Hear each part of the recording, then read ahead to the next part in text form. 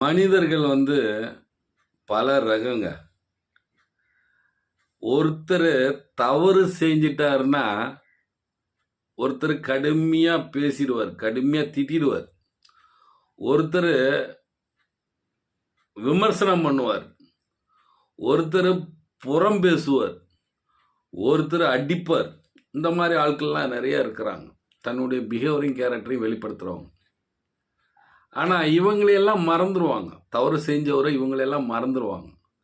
ஒருத்தரை மட்டும் மறக்க மாட்டாங்க. யார் தெரியுமா? இந்த கிண்டல் கேலி செய்கிறவங்கள. இந்த கிண்டல் கேலி இருக்கு பாருங்க, அது பெரிய ஒரு ஆயுதம். அது மனசை ரொம்ப பாதிக்கும். அத்தனை விஷயம் மறந்துடலாம், இந்த கிண்டல் கேலி மறக்க முடியாது. ஆனால் அவங்களுடைய ஆயுதமே அதுதான். ஒருத்தரை பழி வாங்குற ஆயுதமே அவனை அசிங்கப்படுத்துறதுக்கு கிண்டலும் கேலியும். இந்த கிண்டல் கேலினால் எத்தனையோ பேர் மனம் உடஞ்சி போயிருக்காங்க. இந்த கிண்டல் கேலினால் வீட்டை விட்டு வெளியே வராதவங்க எத்தனையோ பேர் இருக்காங்க.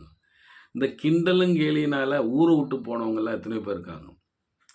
டேக் இட் ஈஸியாக எடுக்கிற விஷயமா தெரியாது அவங்களுக்கு. பயங்கரமான ஆயுதங்க அந்த கிண்டல் கேலி, சாதாரண விஷயம் இல்லைங்க. அவங்க கிண்டல் பண்ணுறவங்க அதை ஏற்றுக்கிறாங்கன்னா அவங்க பெரிய ஆளுங்க, அதுதான் உண்மை. அது எல்லாரையும் அடித்தா வாங்கிடலாம், திட்டினா வாங்கிடலாம், புறம் பேசினா வாங்கிடலாம். ஆனால் கிண்டல் கேலி இருக்கு பாருங்க, மோசமான ஆயுதம். நிறைய அரசியல்வாதிகளெல்லாம் நிறைய பேர் விமர்சனம் பண்ணுறாங்க, கிண்டல் கேலி செய்கிறாங்க. உண்மையிலேயே அவங்களோட மனம் எவ்வளோ பாதிக்கும்னு இந்த கிண்டல் கேலி செய்கிறவங்களுக்கு தெரியாது.